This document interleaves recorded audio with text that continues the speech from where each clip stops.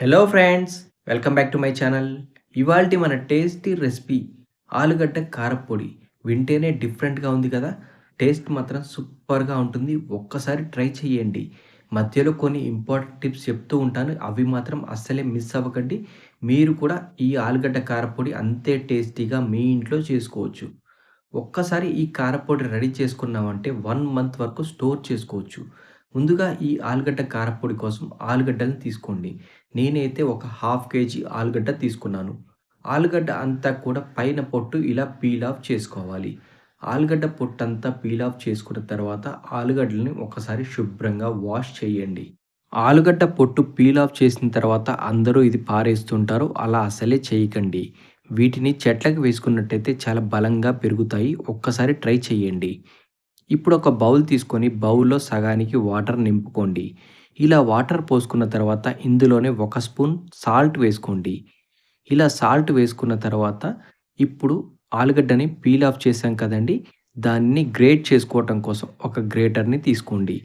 Greater ఈ విధంగా అయినా ఉండొచ్చు. లేదంటే ఇలా అయినా ఉండొచ్చు.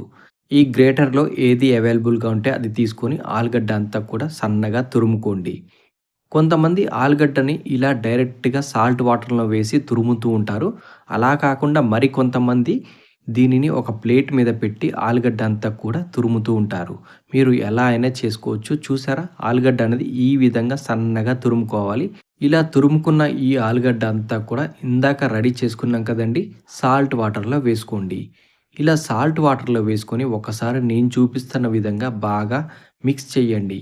ఇలా మిక్స్ చేసుకున్న తర్వాత ఆలుగడ్డ అంతా కూడా గట్టిగా వాటర్ లేకుండా పిండి ఒక పక్కన పెట్టుకోండి. ఇలా చేశారంటే ఆలుగడ్డ వేయించుకునేటప్పుడు త్వరగా వేగుతుంది. అంతేకాకుండా కారప్పొడి ఎక్కువ రోజుల పాటు నిల్వ కూడా ఉంటుంది. అదే మీరు వాటర్‌ని ఇలా పిండి తీసుకున్నట్టయితే ఈ ఆలుగడ్డ కారప్పొడి అనేది ఎక్కువ రోజులు నిల్వ ఉండదు. ఇలా ఒక్కసారి నేను చూపిస్తున్న విధంగా గట్టిగా పిండండి. పిండిన తర్వాత ఈ ఆలుగడ్డ అంతా కూడా ఒక పక్కన పెట్టుకోండి. ఆలుగడ్డ అంతా కూడా ఇలా వాటర్ పోయేలాగా గట్టిగా పిండి తీసుకొని ఒక ప్లేట్‌లో పెట్టుకోండి. మీకు కావాలి అంటే దీన్ని ఒక టిష్యూ పేపర్ మీద కానీ క్లాత్ పైన వేసి ఒక అరగంట పాటు ఆరబెట్టండి. చూసారా ఎలా విడివిడిగా ఎలా వస్తుందో? ఇలా ఉంటే సరిపోతుంది. ఇలా రెడీ చేసి ఒక పక్కన పెట్టుకోండి. ఇక్కడ ఒక టిప్ ఉందండి. అది ఈ కారప్పొడికి సంబంధించింది కాదు. కానీ మీకు అవసరమైతే యూజ్ చేసుకోండి. అందరూ కూడా ఈ వాటర్‌ని పారేస్తూ ఉంటారు. ఈ వాటర్‌ని మీరు ఫేస్‌కి గానీ, బాడీకి కానీ అప్లై చేసుకున్నట్టయితే ఫేస్ పైన ఉన్న డార్క్ స్పాట్స్ కానివ్వండి, డార్క్ హెడ్స్ కానివ్వండి, ట్యాన్ అంతా కూడా రిమూవ్ అవుతుంది. ఒక్కసారి ట్రై చేయండి. దీన్ని ఒక బాటిల్‌లో వేసి స్టోర్ చేసుకొని స్ప్రే చేసుకోండి. చాలా రిజల్ట్ బావుంటుంది. ఇలా కాదు అనుకుంటే ఈ వాటర్‌ని మీరు చెట్లకు పోయండి. చెట్లు చాలా బలంగా ఎదుగుతాయి. ఒక్కసారి ట్రై చేయండి. ఇక కారప్పొడి చేసే విధానం ఎలానో చూద్దాం. ముందుగా స్టవ్ పైన ఒక పాన్ పెట్టుకొని అందులో ఆయిల్ వేసుకోండి. ఈ ఆలుగడ్డ వేగటానికి ఆయిల్ కొంచెం తక్కువగానే పడుతుంది. ఆయిల్ అనేది బాగా హీట్ అయిన తర్వాత మాత్రమే ఈ ఆలుగడ్డ అంతా కూడా వేసుకోండి. మీరు లైట్‌గా వేడైన తర్వాత వేసినట్టయితే ఎక్కువ సేపు పడుతుంది. అలాగే ఆయిల్ బాగా పీలుస్తుంది. కాబట్టి ఆయిల్ బాగా హీట్ అయిన తర్వాత మాత్రమే ఆలుగడ్డని ఇందులో వేయండి.